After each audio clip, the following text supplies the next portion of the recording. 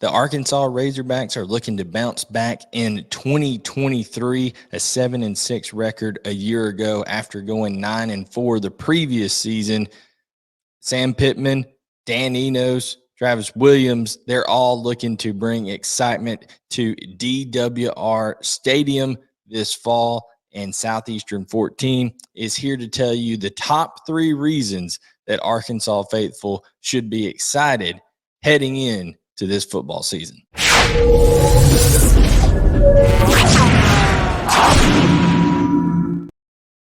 Hello, everyone. I'm Blayne Gilmer. This is Southeastern 14, the place that covers the SEC like nowhere else, every day posting videos on football, baseball, basketball. Myself, Chris Lee, Blake Lovell, all doing work here on this channel. And we're going to be talking today about Arkansas football and the top 3 reasons that Arkansas fans should be excited about the season and have a little bit of pep in their step for some hope of what the Razorbacks can do this fall. Reason number 1, what we're going to start off with is, I think KJ Jefferson, him returning with Rocket Sanders and an experienced offensive line is plenty of reason to be excited, especially given the fact that Dan Enos comes in. And some people, listen, there's some people on the fence saying, well, should Dan Enos have been the guy? Some people are excited about it. Here's why you should be excited about it. Because Dan Enos, not only has he been at Arkansas before and getting the culture and getting what a program is about and the identity of that, the DNA of that program is important. When you feel that, when you've been there, when you've had success there, and you understand, heck, he's worked with Sam Pittman before. Sam Pittman was offensive line coach there when Dan Enos was there before. So I think there's some synergy, some continuity, some familiarity there that is going to lend itself to success. But Dan Enos, also understand, is not the same offensive coordinator as he was the first time around. He has now experiences at Alabama, at Miami, at Cincinnati, and at Maryland. And I think those experiences at Maryland are going to be far more important than people realize, because he was able to have offensive success at Maryland with less talent than the other teams in the Big Ten had around him. Talia Tungavailoa, he was throwing the ball all around the yard there for Maryland. I think you're going to see KJ Jefferson take a step forward. Yes, some people say, well, he's completing, 60-something% of his passes and had some really good outputs. But in the biggest games, a lot of times you would see that pass percentage, that pass completion percentage dip down into the high 50s to mid 50s for KJ Jefferson in some of the bigger games. I think Dan Enos is going to help him be a little bit more consistent. I think he's going to be able to utilize the running game tremendously with Rocket Sanders, Rashad Dubinion. These guys are loaded when it comes to the running back position. AJ Green there as well. One of the top, if not the top, running back rooms in the country. So that offense is a reason to be very, very excited. Now, admittedly, they have to have someone step up on the outside, and I don't know if that's going to be Tyrone Broden, the 6'7" receiver that comes in. Is it going to be Isaac Tesla that they brought in? Does Isaiah Sategna do some good things? He did some good things in the spring game. Sam Mbake is a second-year guy. So there's all these different guys that they're looking to step up. Bryce Stevens has done some good stuff. So they're going to be able to put those guys in position. But I think the combination of Dan Enos, familiarity with the program, experiences gained elsewhere, familiarity with Sam Pittman, and identity of what they want to do with Rocket Sanders, KJ Jefferson, adding to an already experienced offensive line with Josh Braun coming in, who is an experienced starter from Florida. Now he comes in to Arkansas, probably going to play right tackle. This is a guy that Sam Pittman recruited at Georgia when he was there. So kind of comes full circle for him. But that offense, Dan Enos, KJ Jefferson, Rocket Sanders, be very excited about that.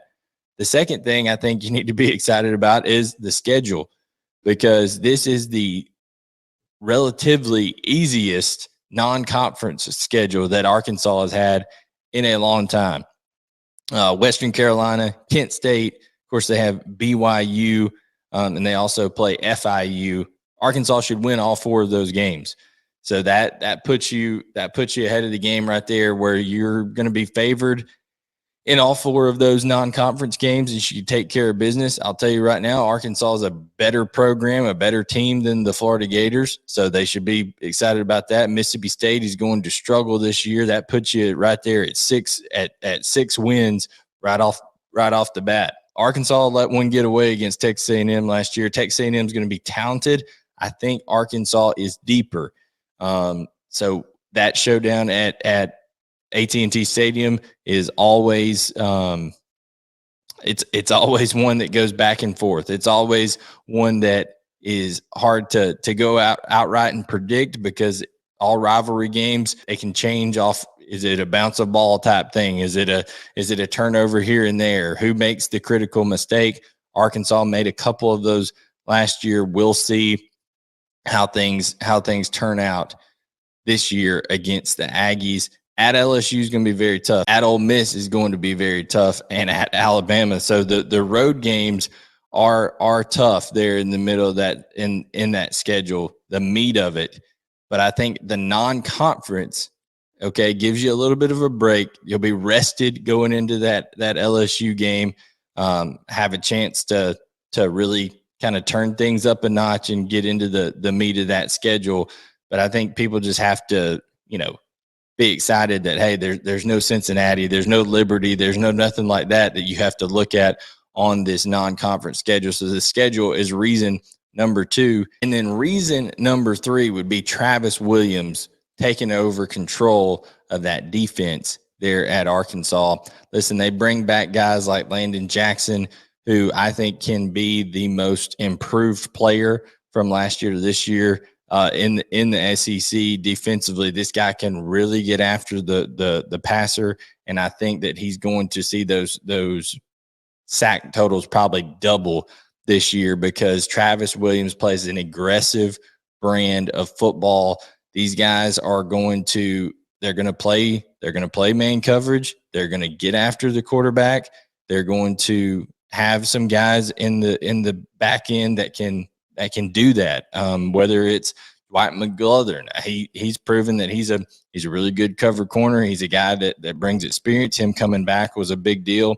They brought in some key pieces at the linebacker position. Antonio Greer coming in from USF. That's a huge deal right there. And I think he's going to fly sideline to sideline and be a really key player for Arkansas. Trajan Jeffcoat comes in from Missouri. They bring in a guy up front in John Morgan, who 6'3", 273 pounds. He can provide some extra pass rush there. Listen, they've got some pieces there on that defense that are going to be able to play the aggressive style of ball that Travis Williams wants to play. I just think that's going to be the difference, is the mentality in Arkansas's defense this year. Listen, Barry Odom, good coach. I think he did the best he could with Arkansas, but really you're going to see Travis Williams and that Arkansas defense, I think, have a different mentality, have a lot of experience around some of the key positions. An added boost at the nickel with Al Walcott, who was injured in the spring, but I think he'll be ready to go during the fall. He comes in from Baylor, and we all know the level of defense that Baylor has been playing under Dave Aranda, so expect him to understand what it takes to be successful.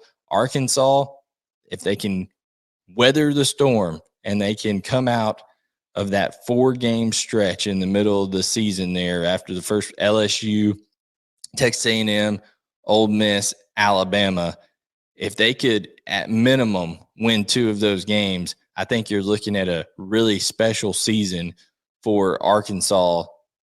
9-10. Heck, if they really take care of business and they're able to win 3 of those games, it could be a super special season for Arkansas. So I think a lot of reasons to be excited.